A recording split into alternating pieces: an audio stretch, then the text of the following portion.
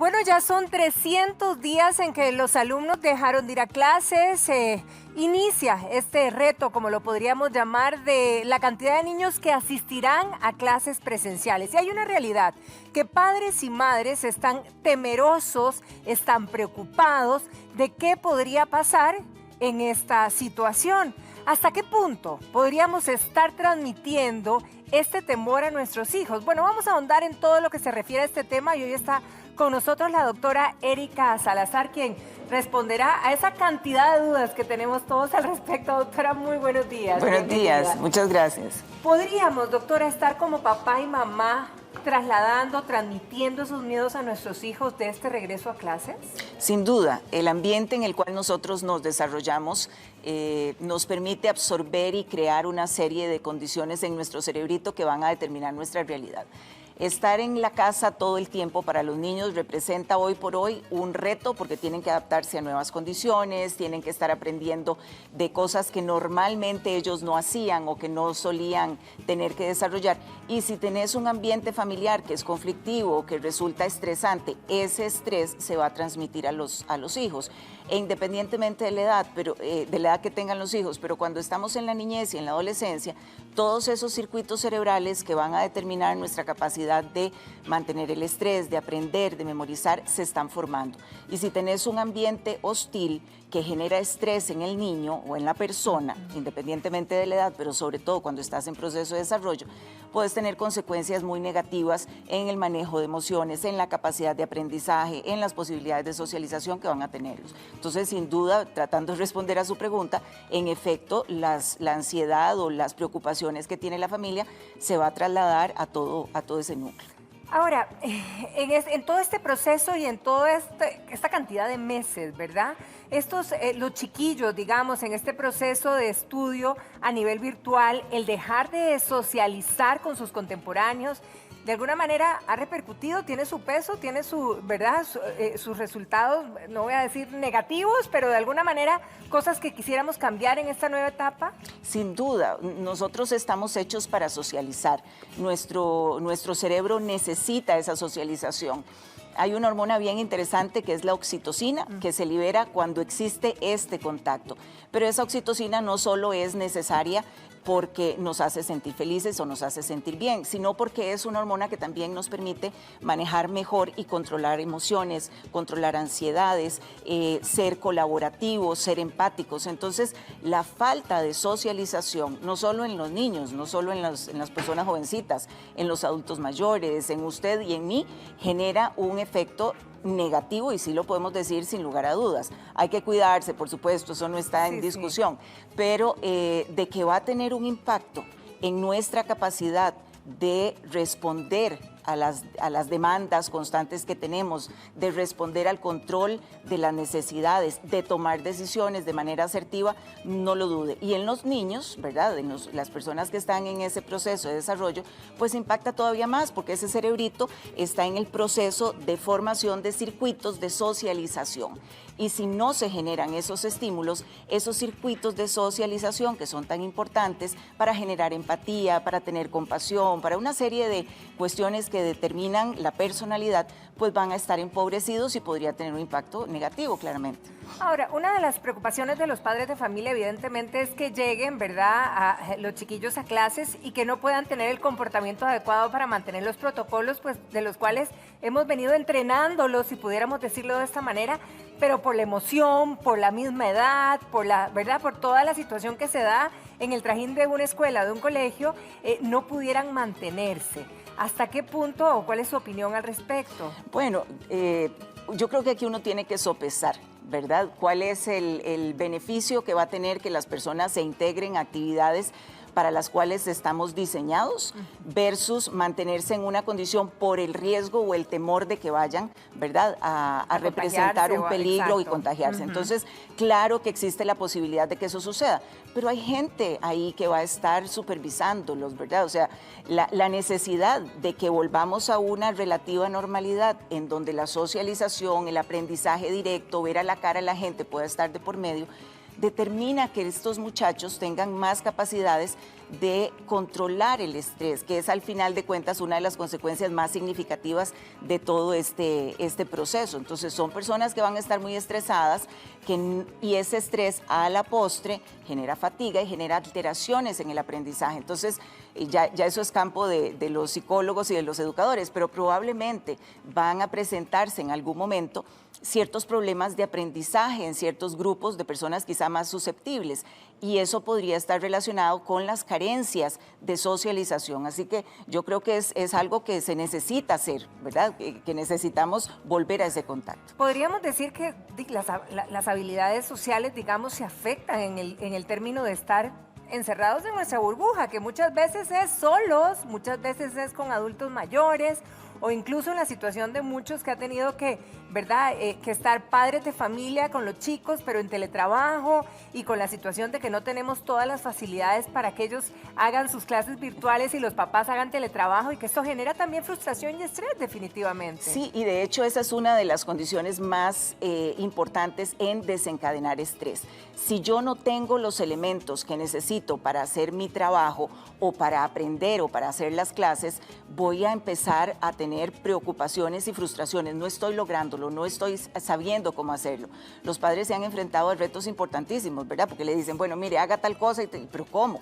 No hay suficiente instrucción y eso puede generar mucho estrés, igual que la carencia de ciertas condiciones, es decir, una familia que vive en un lugar pequeño y tiene que amotinarse para trabajar todos juntos y que el internet no me alcanza y tal, pues eso va a generar mucha preocupación. Y esa preocupación, al final de cuentas, tiene efectos biológicos, que creo que es una de las cosas más importantes que podemos mencionar o podemos aclarar.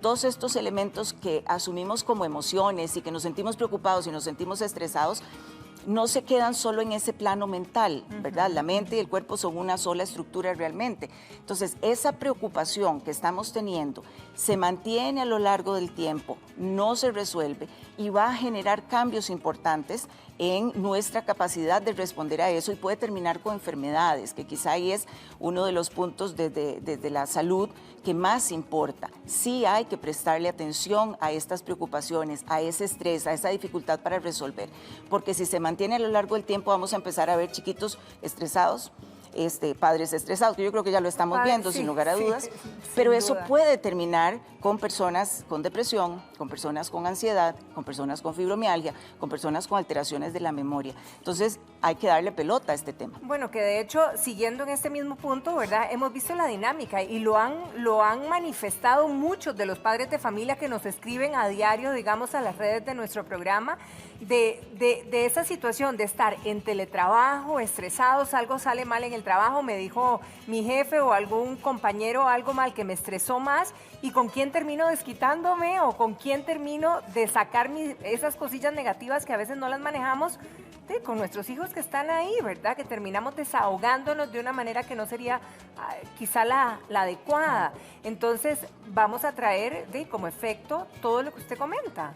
Sí, y el tema acá también es que todos estos cambios que nosotros estamos teniendo es como un proceso, no es como, es un proceso. Entonces, en este proceso primero tenemos una fase de adaptación. ¿Nos podemos adaptar bien? Perfecto, todo camina y fluye. Maravilloso. No nos adaptamos muy bien, entonces empieza nuestro cuerpo a tener desajustes. ¿Cómo se expresa en nuestras percepciones esos desajustes? Preocupación, estrés, todo lo tenemos. Pero si ese estrés se mantiene, entonces empezamos a ver otros cambios, como por ejemplo cansancio. Entonces ya el pobre chiquito o el muchacho que tiene que, ¿verdad?, iniciar sus actividades normales, le cuesta muchísimo levantarse en las mañanas, pero al papá también. Y tras de que le cuesta levantarse en las mañanas, puede empezar con dolores musculares, puede empezar con irritabilidad, puede empezar con dolores de cabeza, y esto aplica para cualquier edad. Entonces ya esas son alteraciones biológicas, es decir, mi cuerpo me está diciendo, vea, algo está sucediendo, préstele atención. Cuando esa fatiga, ese cansancio empieza a expresarse, es porque esta curva de estrés ya llegó a un nivel que empezó a cambiar parte de mi bioquímica y me está diciendo, mire, el gasto de energía aquí no anda bien, es decir, usted está gastando más energía de la que su cuerpo puede procesar, entonces bájele un poquito a ese nivel y descanse, es decir, el cerebro es el que genera esa alerta y nos baja las baterías, por así decirlo, empezamos a sentir ese cansancio. como un mecanismo para restablecer el equilibrio. Y de eso depende, si le hacemos caso a nuestro cuerpo, le ponemos atención, nos enfocamos en ver cómo restablecemos eso y mejoramos, que vayamos a mantener una buena salud. Si no lo hacemos, que muchas veces por el corre-corre en el que vivimos no da tiempo, es decir, que me voy a quedar a dormir 2 horas más, ¿verdad? Entonces, si lo vemos de esa forma, nadie para. Y al no parar, seguís en un círculo vicioso que a la postre termina en problemas serios de salud como enfermedades cardiovasculares, deterioro cognitivo, Alzheimer, depresión, etc. Ahora, doctora, aquí mucho se habla, ¿verdad?, de este fuerte temor que están viviendo padres de familia. Y es que uno, bueno, yo ya no tengo chiquitos en el cole, entonces uno podría decir, no comprendo, pero hemos percibido que hay una fuerte, ¿verdad?, un fuerte miedo a volver a mandarlos al cole o a la escuela, sobre todo los más chiquitines, y que incluso la gente está diciendo que este virus del miedo es más fuerte que el COVID-19 en este momento, porque verdaderamente está trasladando muchas cosas negativas. Sí, y el miedo es una emoción que genera reacciones desagradables, porque las percibimos como desagradables, pero que se quedan ahí, nos ponen en un estado que usted lo dijo muy bien, el miedo puede ser más peligroso que el COVID. También, ¿por qué razón?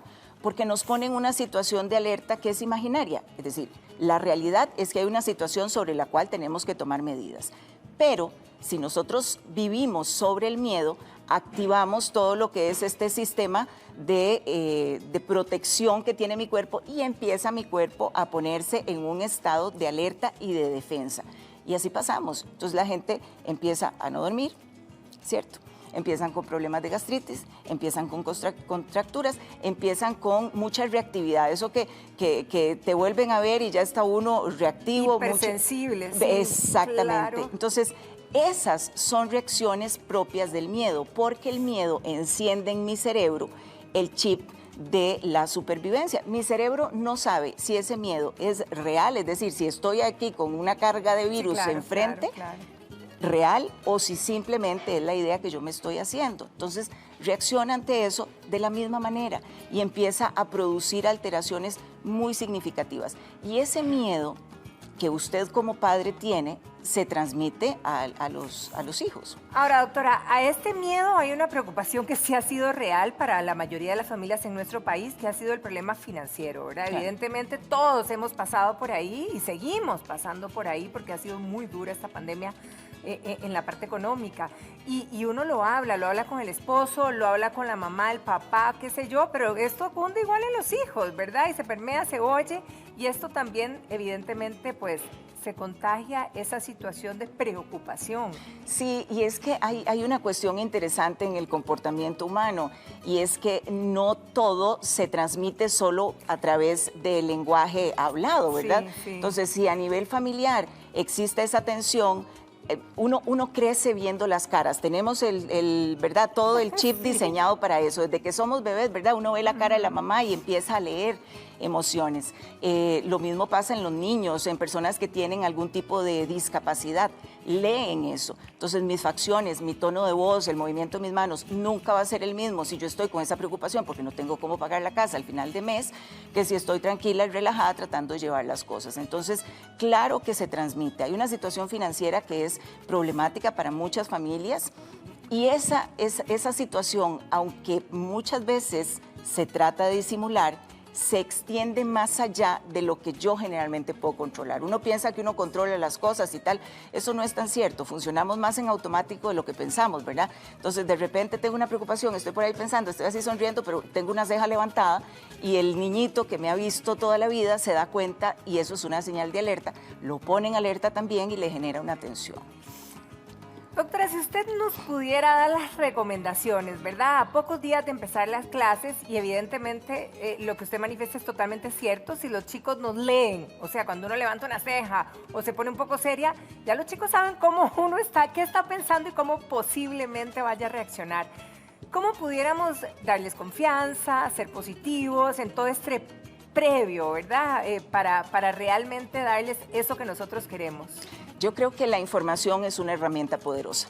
Conforme más informado esté usted sobre cómo es el proceso, la seguridad que van a tener los niños, más tranquilidad va a tener. Entonces, trabajar sobre uno mismo primero, teniendo la suficiente información, tomando las medidas, educando a los niños dentro de las posibilidades de comprensión que cada uno tenga, y a partir de eso trabajar uno su propio lenguaje corporal, sus emociones, y transmitirlo. Porque si yo le digo al chiquito, todo va a salir bien con este tono de voz, está difícil que me lo crea. Si yo me lo creo y estoy segura que todo va a salir bien, porque el proceso que me están asegurando en la escuela me convence, yo voy a transmitir esa seguridad, voy a generar un ambiente adecuado, y eso va a ser leído por el cerebrito del niño, de la maestra, de todo el mundo, y probablemente los resultados van a ser mucho mejores, van a aprender mejor, van a ser personas más exitosas dentro del proceso de aprendizaje, y todo este paso social que estamos teniendo, pues va a ser un poco más agradable para todos. Ahora, y quizá otro mensaje especial, y respetando la posición evidentemente de cada uno de los padres de familia en cuanto a si van a tomar sus hijos